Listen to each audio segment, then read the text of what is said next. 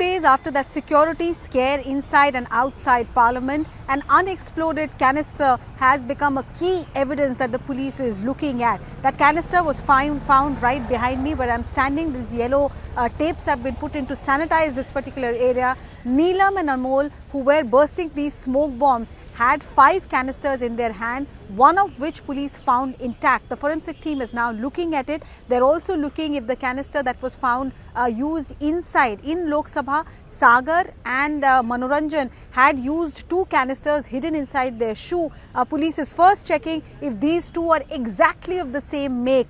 We have access photographs of that canister and we also saw it here, yellow in color, made in China. On it has been labeled and this was hidden inside Lok Sabha. Manoranjan and Sagar hid it in their shoes. These shoes were specially made. The FIR copy accessed by CNN News 18 says that extra rubber soling padding was put on these shoes to give it more depth, and then the sole inside was cut deeply to ensure that the canister fits in neatly there. So that's the kind of planning that went in. Why is this unexploded canister so important?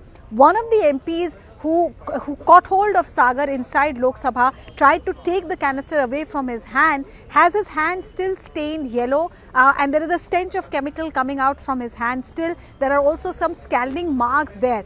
Is this phosphorus? That's the question police is asking. If this was just an innocuous smoke bomb, then would it leave this kind of trace? And if this indeed is phosphorus, ultimately forensic tests will tell us if this was phosphorus or phosphate based, any kind of chemical.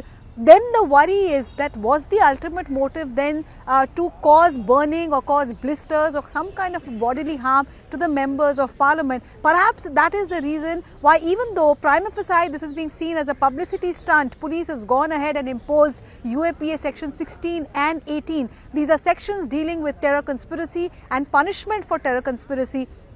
Because police is probing this case through the UAPA prism, it is obvious that they are not ruling out a possible terror angle or a possible angle to harm the bodily integrity of the MPs or harm the Parliament of India. That is not being completely ruled out. That's evident. This yellow coloured canister, police says, was procured from Latur. So the question that is being asked is that if this was just an ordinary smoke bomb, it could have been procured off the counter here in Delhi as well. What we know so far is that Amol Shinde, who's from Maharashtra, Sagar travelled to Maharashtra, procured these 7 canisters from Latur, brought them to Kurla, which is near Bombay, and from Kurla they were brought here to Delhi 3 days before the actual incident. All of them from Neelam from Haryana, Amol from Maharashtra, Sagar and Manoranjan from Karnataka and Lalit from Calcutta. They all assembled here in Delhi NCR and they had 3 days. If they just wanted to make this a publicity stunt and use a smoke bomb,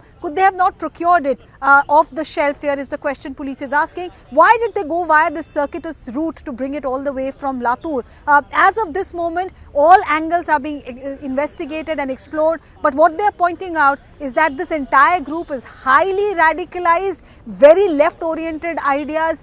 They have highly inspired by the idols of Bhagat Singh, Chandrasekhar Azad, revolutionaries who have a role to play in India's freedom struggle, and also Che Guevara.